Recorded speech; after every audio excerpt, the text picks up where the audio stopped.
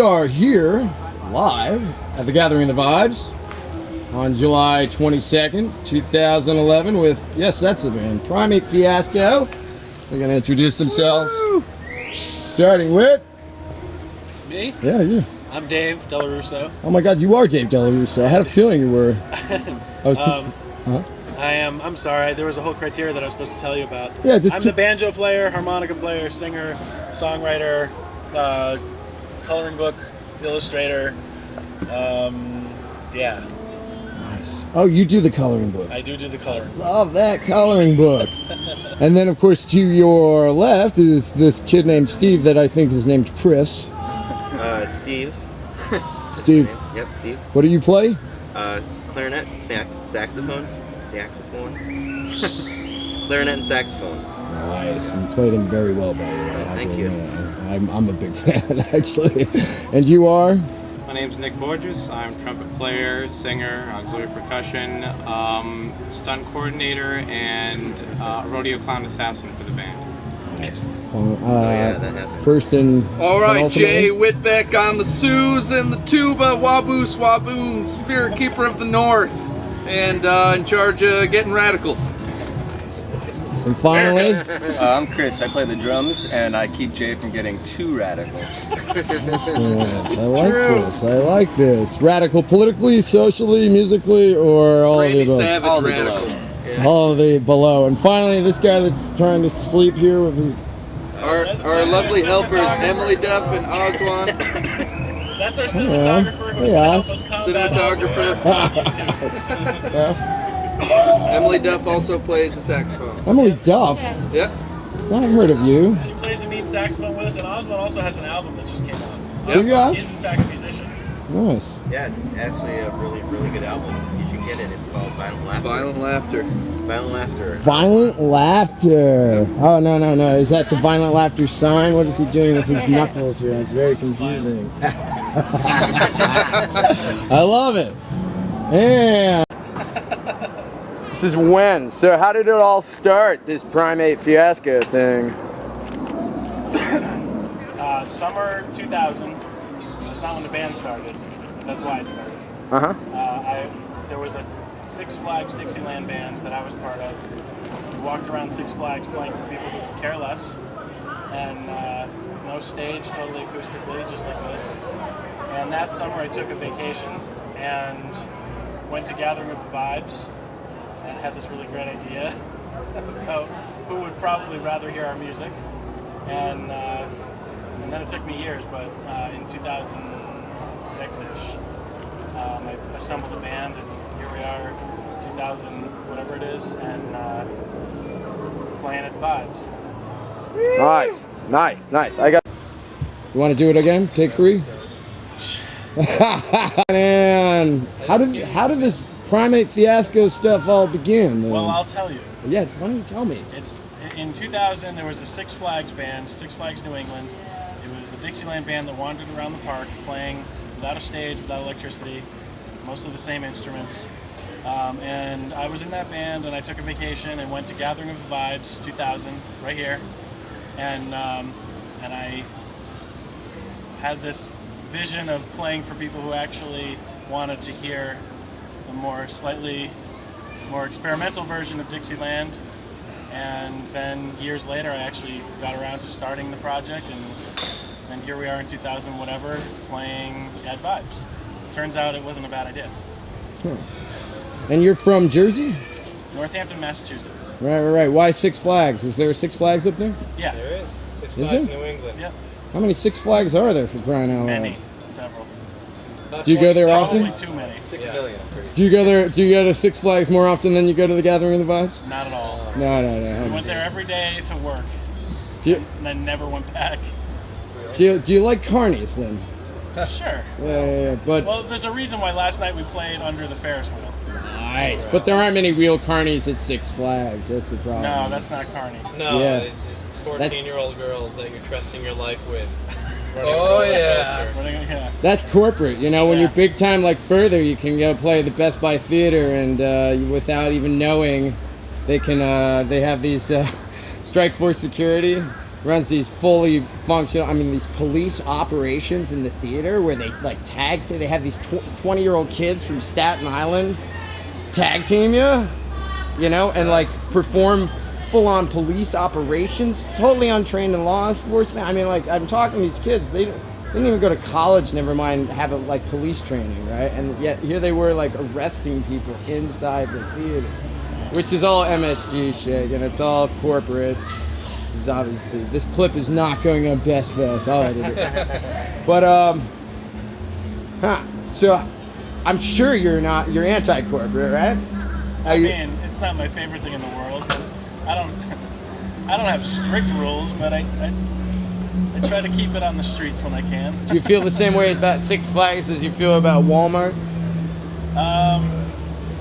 I don't rush to go to Walmart, but I don't avoid it as much as I avoid Six Flags. Right. So it's not because you think that Six Flags is like more politically culpable than Walmart. It's sort of like, I bet you Vietnam vets probably don't think Vietnam's a bad place. They just don't want to go back. I mean, I'm sure it's lovely.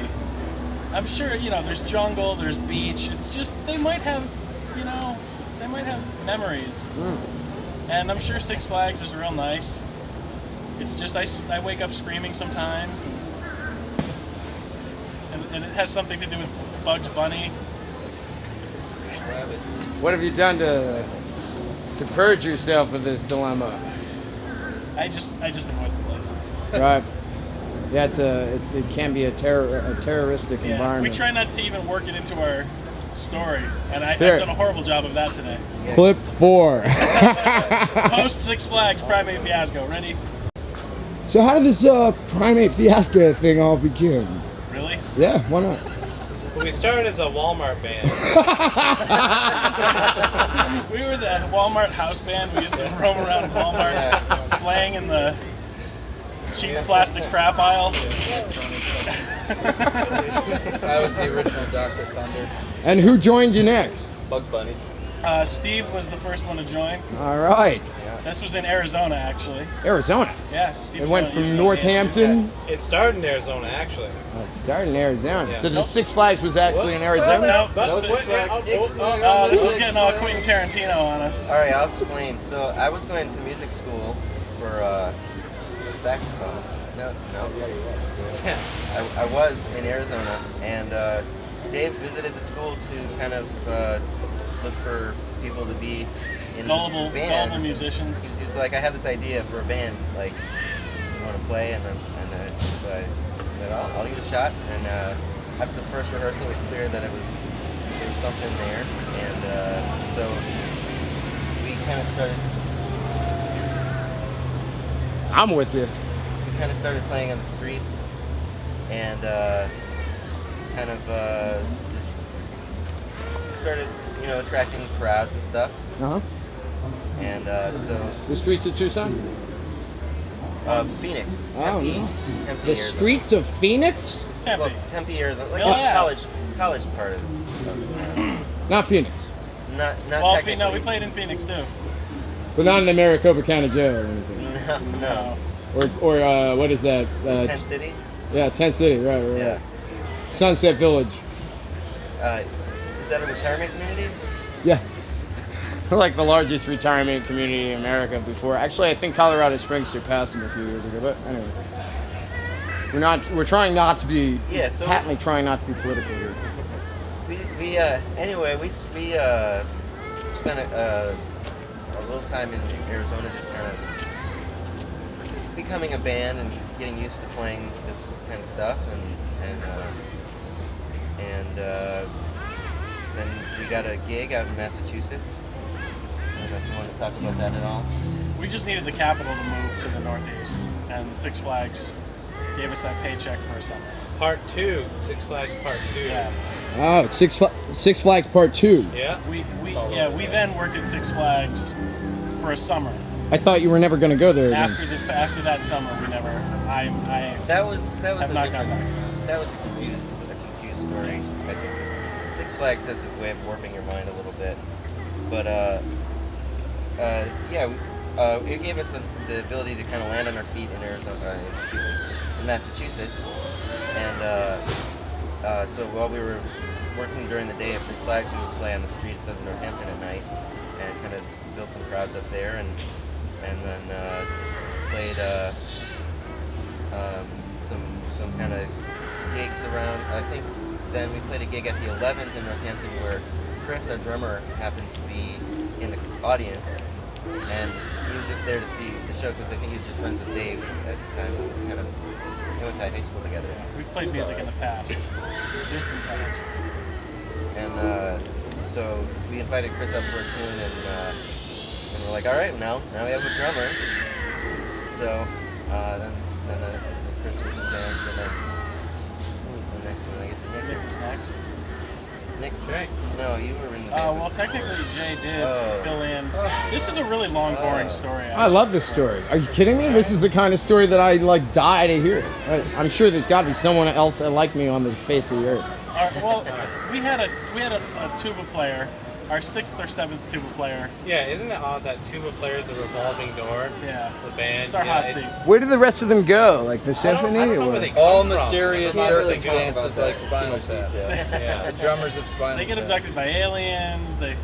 There's a tuba. All tuba players go to the same place to die, and Best no one knows where left it is. unsolved. But So it's impossible to bring them back. anyway, the guy, our friend Will, he plays tuba and trumpet. So when our trumpet player left, it was easier to find. We found Jay to play tuba, and Will, our tuba player, jumped on trumpet. So Will wanted to play tuba though, so we had to find a trumpet player, and then Will got back on tuba. So we said, Jay, thank you for filling in with us. We'll give you a call if we need a sub in the future. And in the future, we needed a sub, except it was more permanent. And but in that time, we did find Jay at Jiffy Lube. Well, first it was. Oh yeah. I worked. Oh wait, backing up. It was a very important summer that we spent. I work for a company in Oklahoma called Silver Tree Stunt Productions, which they have a group of people who go around and put on like live stunt shows for parks that don't have the liability to put it on. And guess where I met these guys? Walmart. Six Flags. Yeah. So I was doing the show at Six Flags. It was a really hot summer. I couldn't get a day off, and these guys were working there too, working really hard.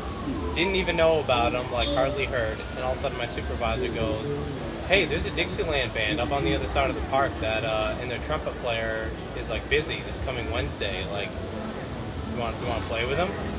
I'm like, yeah, that'd be great. And I subbed in for him for one time. It was great. Rainy. It was a rainy day, but it was still great. And, a lot of things clicked. Then I never heard from him for about a year and a half. And then I run into Dave at Jiffy Lube, randomly. Hey, you're the guy. He's like, you're that guy. It's you play music. I want to play in a band. We have a band. We actually need a trumpet player. And so from then on, I just Primate. Yeah, are you allowed to say in this story I can say what you were doing at Six Flags specifically? Banging underage girls. And No. Nick, tell specifically what your job at Six Flags was. My job was to play Batman in the Batman Thrill Spectacular. Yeah, when you sit in the big arena and you watch Batman come in on a zip line over your head and land on a motorcycle and do a wheelie with a girl on the back while shooting the bad guys, that was our trumpet player. Wow. That is. That's how you have to explain it. What kind of job is that? Probably wasn't paid more than this. What kind of credentials do you need to have a job like You that? need to audition, have motorcycle skills, and sign a paper that says if you die, it's not our fault, and they will throw money at you summer after summer. Also, your six-pack has to be impeccable. That's true. We had to cut out the bat suit. It was, yeah. So I'm out of the picture entirely. You and I, we have kegs. All right. Actually, mine's just the 30-pack. But I used to have a keg. All right, I have to starting over with musical influences. Where'd you go? Where do you derive your musical influences from? I know. Let's start with the Dixieland, right? Because that's your. No. No. I had never listened to Dixieland. because of the job at Six Flags. They needed. It was a good summer gig for a college student. That's where I discovered jazz. I grew up listening to Bob Dylan, Paul Simon, Hendrix, Floyd. You know, that Traditional garbage. American, Yeah, you know, classic rock. classic rock education. Fish. I liked Fish a lot. Did you? I mean, I was coming here. I liked all these bands. All the jam bands? Yeah. Huh. Yeah, I liked it. I remember that summer I saw P-Funk. I saw Mo. I saw Les Claypool. Changed my life a little bit. Okay. And just that summer job is what got me into jazz. Go ahead. Just go Yeah, in yeah. order, Chris. Go. Well, I was pretty much classically trained in music. I started as a kid on piano and then took up violin for a couple of years. But I played you know, mostly piano as a kid, and then saxophone, picked up that in 6th grade and stuck with that. Went to college for saxophone. Where'd you go to college for saxophone? Indiana University. Indiana. Yeah. Bloomington. Yeah, yep. Nice. Yep, that's right. And had an amazing saxophone teacher. And but I wanted to study jazz a little bit, but I was kind of sucked up in this tidal wave of being kind of accepted into a really good saxophone studio that was pure classical, and really got into that for a long time, and ended up doing a master's degree at Arizona State University, which is where I met Dave. All right, Tampa. Amazing. And I was going to school there when I met Dave, and We've been dating ever since. not each other though. So Well, at least you're not married. Well, Though you could be if you lived in New York now. to each other. yeah, we're Massachusetts. We were the first. Or, I mean, you could be married to anyone if you lived in New York. It's all right. This Go is our ahead. friendship. Step on in, friend. Where are you And going? he just joined the band now. The new 6th member of the band. Right. He's our wine brewer. Yeah. Are you the wine We have our brewer? own wine brewer. What are your musical influences? Wine brewer? Oh wow. Anything from Tool to Ani DeFranco to Grateful Dead to and everything in between. Ani DeFranco, huh? Yeah. That's You know, rock. all Love over to the hear your map. jam with Tool. Nice, They'd nice, be nice. from Cobuild, I think. Who's out of the ordinary? Any other musical education out of the ordinary? Yeah, Juilliard? that's pretty much. Oh, no, Out of the ordinary. I have a hilarious rejection letter from Juilliard. Oh, do you? Well, they're idiots anyway, man. They couldn't tell a real musician if Oh, you know, no. they sat We on did it their as face. a joke, like that was the point. We sent in some techno where I kind of sang some funny stuff to get the letter back from because we were too hip for Juilliard. So, yeah, no, I got some pretty crazy influences. Like I grew up with a lot of like Motown and soul, just, you know, Otis Redding kind of stuff, and actually kind of like blues rock. George Thorogood, kind of dirty stuff like that. But then just finally got a computer and listened to like just wild stuff. I would say like main influences were like Beastie Boys, real kind of offbeat path dude, Hermeto Pascoal, like kind of sits in lagoons of Brazil and plays flute underwater and stuff. Pretty wild stuff, and a lot of funk. Jamiroquai is pretty cool. Jamiroquai and underwater flutists. Yeah. That is- you know, That's out there. yeah, funky stuff. Are those your fans right there? Is that your typical audience? Yeah, I got yelling Larry. I think we're further. Oh yeah. That's Further's our opening act, don't we? Yeah, Actually- Further is opening for us. right. So how does it feel to actually finally make it so far in life that Further is your opening act? Well, you know, it's a pain in the ass when your opening act has to go for 4 hours. Yeah. It's like, guys, wrap it up. Yeah. Come on. We have an acoustic set over here. And then of course they get paid the big bucks too, right? Yeah. Well, we let them have that. I mean, We understand. they're our elders. We understand what it's like to have an up and coming band, so I'd like to toss them a bone. So where were you all born? Here, as a matter of fact, stop. Where were you all born? Go ahead. Eastern Mass. Western Mass. Western Mass. Western Mass. Western Mass. Wisconsin. Wisconsin. that guy. Wisconsin. Yep. Yeah. What's wrong with Wisconsin? Nothing Aside wrong from, with you know, the fact that they've started a new revolution, this Oh year. yeah. Well, that's. I mean, that's. Walmart. You have nothing to do with that, right? You're I staying out of that We're gonna go play on entirely. the streets in Wisconsin. He has a cheese We're gonna- head we're and gonna an fix this. AK-47 in the van. He's gonna start it here. No, I haven't lived in Wisconsin in 13 years. But, So it's not your fault. right. Well, Well, kind of. Then I he did. left. I did write those documents in a treatise. So I might be somewhat responsible. I did not actually. It's not even something you should joke about on film, right? Especially with the police presence here, it's stronger than ever. You know, they I probably. know. What did he say? Where were you born? I wish you were here for when the cops came by. He was holding the sousaphone, and the cop was like, "Oh, there's the tuba. We found you."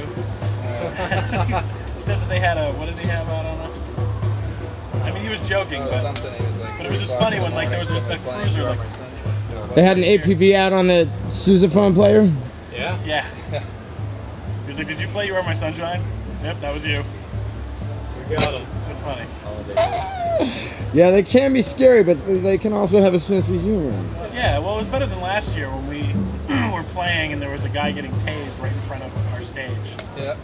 Kind of killed them. Yeah, we were like, all right, and we're gonna take a break.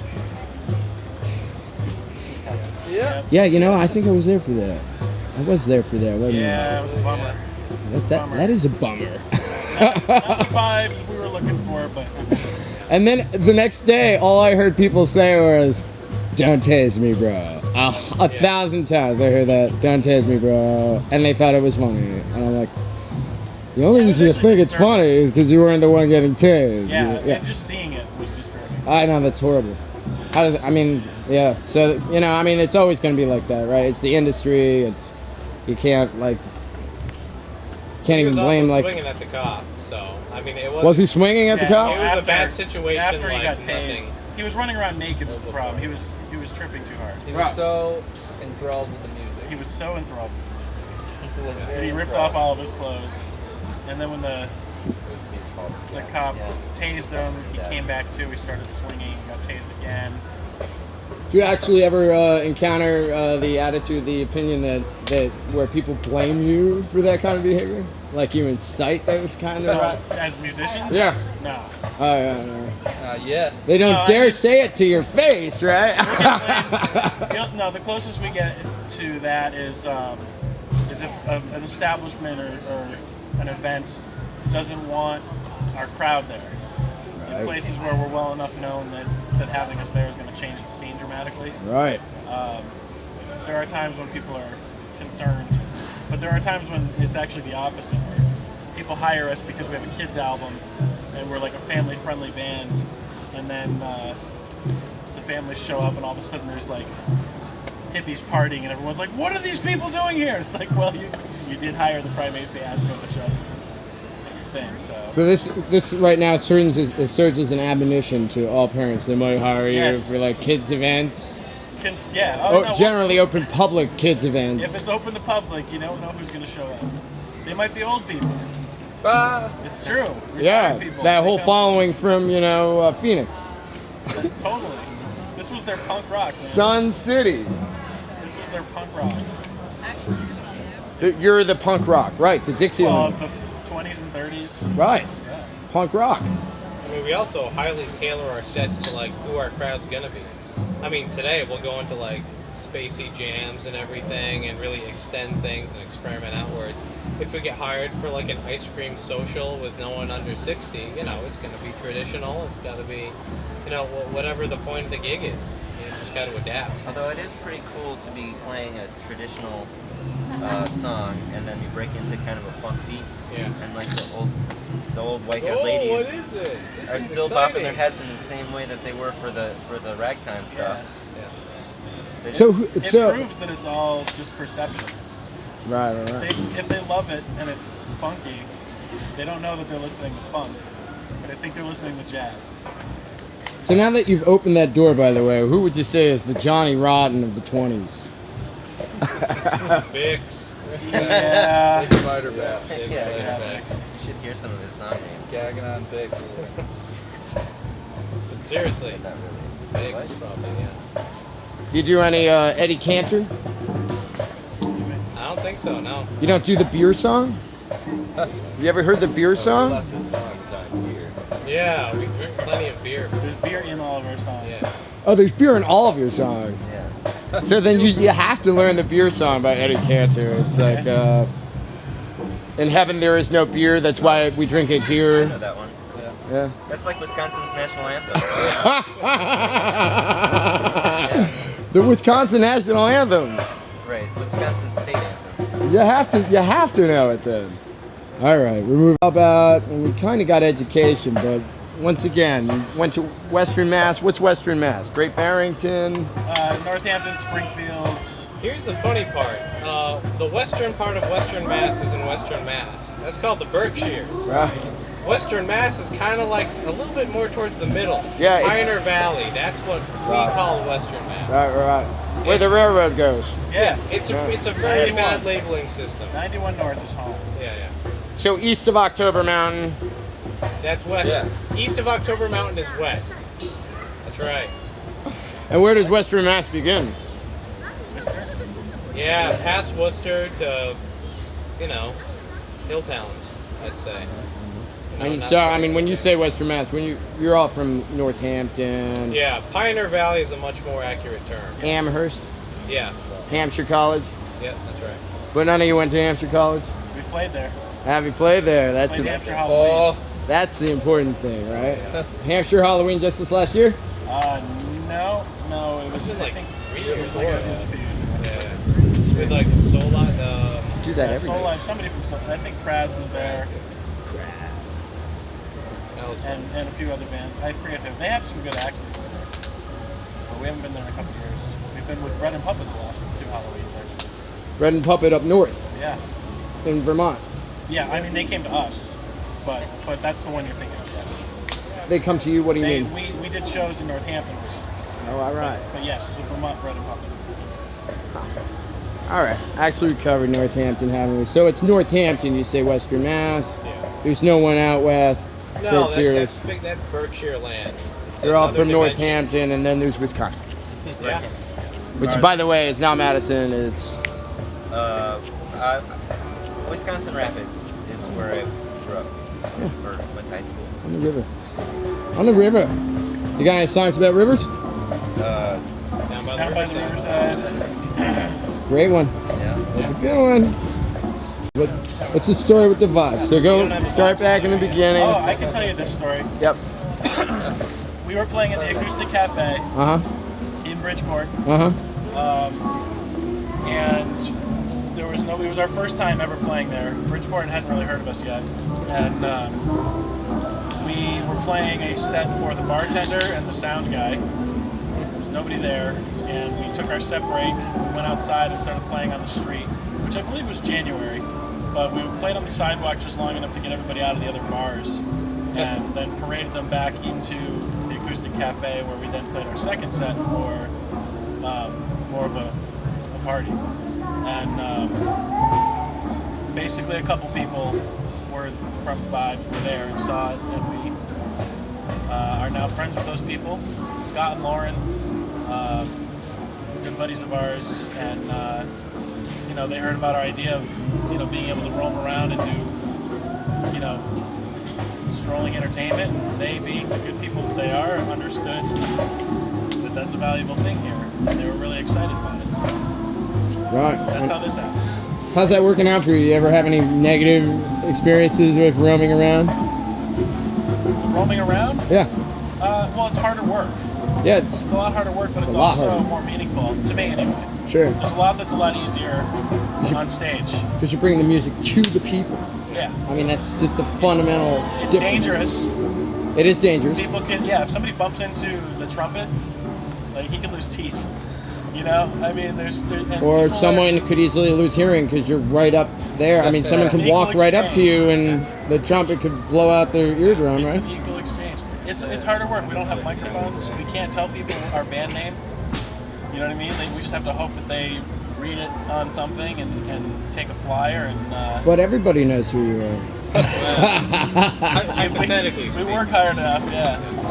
No singing either. It's Yeah, we like, don't get to sing because there's no microphones. It's one of those things where you can't fake energy. Like you can't like rely on amplification and like hold on a note for a while and relax. Like you have to use your body, like force the air out through the trumpet. You know, you can't ride the mic or anything.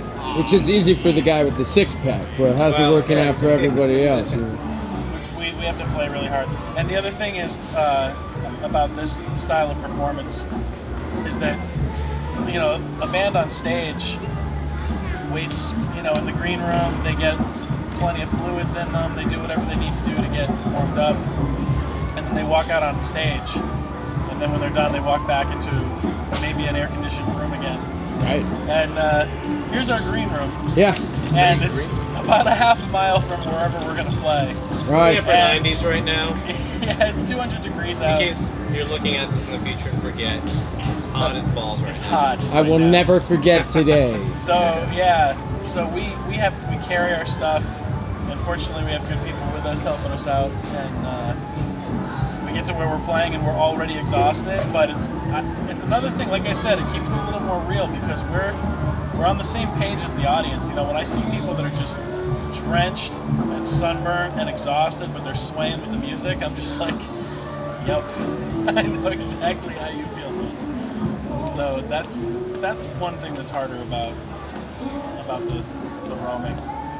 But I like that it's more it's traditional to the style of music. Even though we're playing disco sometimes, these instruments were designed to be playing together on the street. You know, and it's a craft that's been around for, you know, ever. And why not bring it to where people listen to modern music? Hallelujah. Or as Reverend Billy would say, change-alleluia. You know Reverend Billy, anyone? No? You gotta get to the city more often. You're not doing any gigs in the city? What's your aerial? East Coast, mostly to the north heavy. Right. Where, you know, more traditional areas. So Appalachia? No? I mean, we're traveling more now. We're just starting to really head down the East Coast a lot. And, you know, hopefully by the time you edit this, we will have done a lot more places. You know what I mean? Like, we're just Edit starting. this. Sorry, before your battery runs out, we will have done another In the next 45 minutes, they will conquer the entire eastern half of America. We'll be in Athens by the time you break down your tripod. Yeah, you haven't made it south yet, right? We've been to Asheville. Oh, as a band. What's that? As a band, you played. Yeah, we played the Lake Eden Festival. Oh, the Lake Eden Festival. Yeah. That's right. You were just bringing it up. We And played a couple places in Asheville, and we played DC, and we played where in DC? on the street. On the street. Yeah. What, you mean in A Georgetown? bunch of blue suits walking with no DuPont? DuPont Circle. DuPont Circle. No doubt. Primate Fiasco and DuPont Circle, baby. That must have been incredible, Buy the right? T-shirt. Godly. Yeah, did you sell a lot of T-shirts? We have T-shirts. Okay. It's kind of hard, like when we're like walking around. It's Yeah. hard to have like a bin of T-shirts to sell. We actually have them. There's a backpack, but nobody knows we have them. And we're not about to like in the middle of taking a breath be like, oh my God, what size are you? A medium? Let me get you something. You know, so some people have them. Right. We see the hoodies around sometimes. Right. I mean, you always bring extra people with you there to like. Yeah, but they got their hands full too. I mean, it's hard enough just for them to, you know, people need to get their flyers. People need, you know, they want to buy a CD. Somebody to handle that. You heard that, people. Carry us back to our campsite. So you have a website, right? Yes, we do. Yeah. I mean, you're fully functional. You got the Facebook, MySpace. Yeah, the MySpace hasn't really been touched in a long time. Yeah, Got most people crickets say that. And spider But webs I've on actually them. been maintaining the MySpace page quite a bit lately. You have? They still do MySpace? Oh, Somebody does. YouTube. Yeah. Oh yeah, right. Although, you know, most of what you'll find of us on YouTube is stuff that other people have shot who we don't know. And, broken footage of random yeah, snippets. we tend not to even know that it was being taken, and sometimes it's like at these god-awful times, or god-awful sound scenarios, and we're playing this song. I don't know. It's funny. If you type us into YouTube, give like 5 or 6 of them a try before you decide that you've seen us on YouTube. Whenever we play like this roaming, we see their faces and then we see a cell phone in front of it all the time. They're just wondering, I wonder where this is going to end up. Here, as a matter of fact, it would have been nice to do this maybe 5-10 years ago before everybody had a camcorder on their phone, because I bet you we would have seen a little more dancing, a little more singing along, where instead we look and it's just this it's like a firing squad of smartphones. It's like everybody's taking pictures. It's like, why don't you guys later? How about one person takes a picture and everybody shares that? It's just no matter what, huh? I mean, every time you play, you see it. Tons of people. I mean, because they're capturing it because it's something different, you know. Yeah. But it's like they're all doing it, and the people that are dancing are like behind them, and it kind of pushes them back a little bit and separates us from our party a little bit. You know how like at the big stage they've got that pit where the photographers are allowed. We don't have a pit, we just have a wall of people that the dancers are behind.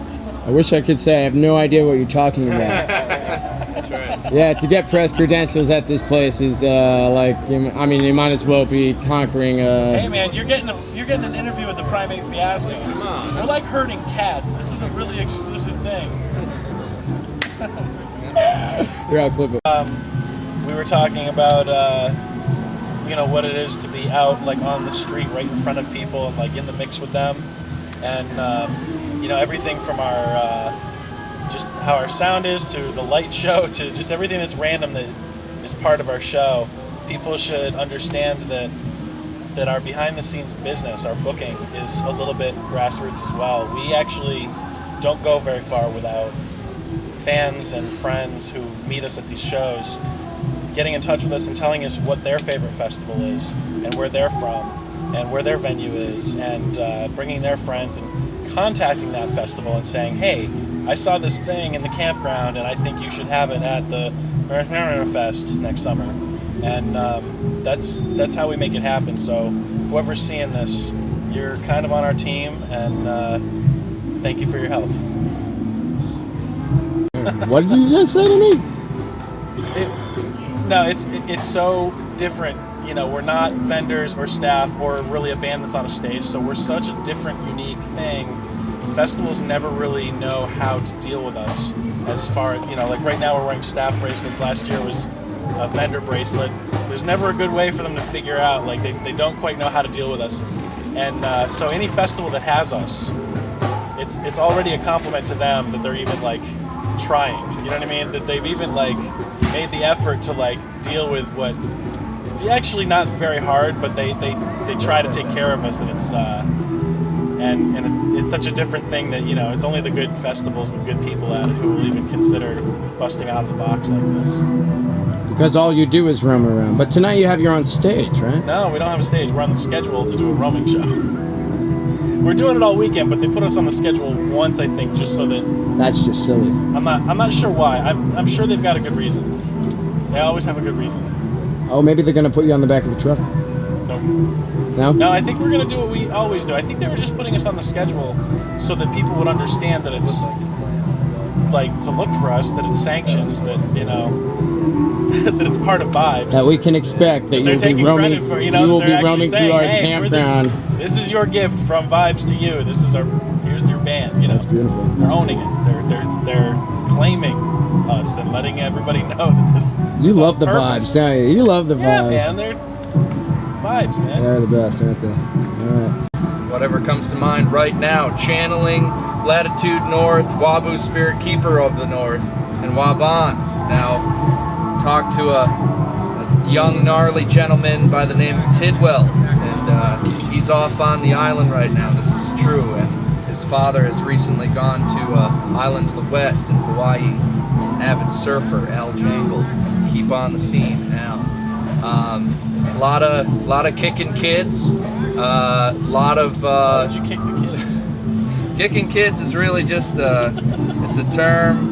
It's not actually physically kicking kids, but You know, it's when you're jamming that hard and you know, kind of hucking shit. Like Tidwell and I used to just kind of launch gaps off our roof there, 20-foot gaps. But the Spirit Keeper would guide us toward the funk, and we were able to cultivate various, you know, sort of grooves just from the groves, the groove groves, if you will, and channel all these great bass lines and stuff, and that was pretty much it. Nice. Yep. And that's the story of Wabu. Yeah, well, not really, but if you can find Tidwell, you'll see a young gentleman named bunch Tidwell. of freeloaders over here. I swear. Yeah, he'll tell you. Is this Tidwell right here? No, This is Randy. This is Randy. Randy's our dog. Randy can Is tell Ra- you about Randy's one of our Randy- first Vibes friends. We met at These Vibes. guys are a bunch of freeloaders, for starters. Cut it out. They just think they can come and play around, like bang on drums and blow a fucking horn. Like all of a sudden they're like cool. Or something. Is that why it seems like a camp and a rainbow gathering around here? Like there's a whole The group camp of guys starts over right there here. with these guys, There's a man, whole, for real. whole group of guys over here having a jump circle and throwing beers Yeah, at but each that's other. a bunch of drums. Like that nobody knows what anybody's doing. Like, shit, we don't know what they're doing. You know, they like work really hard and to try to perfect exactly what they do. It's psychedelic Dixieland love. You know, it's fucking fantastic. And like, you know, there's nothing better in the world than the direct connection between music and you yourself. And that's because that's what gets you up out of your seat. That's what gets you up in the morning. It's what gets you through your day. You know, the vibration, the music, the love. And these guys bring it to you in your own fucking campsite. Christ, they'll walk up to you in your own freaking campsite. Primate Fiasco. Fuck yeah. Team Nice. America. Ah.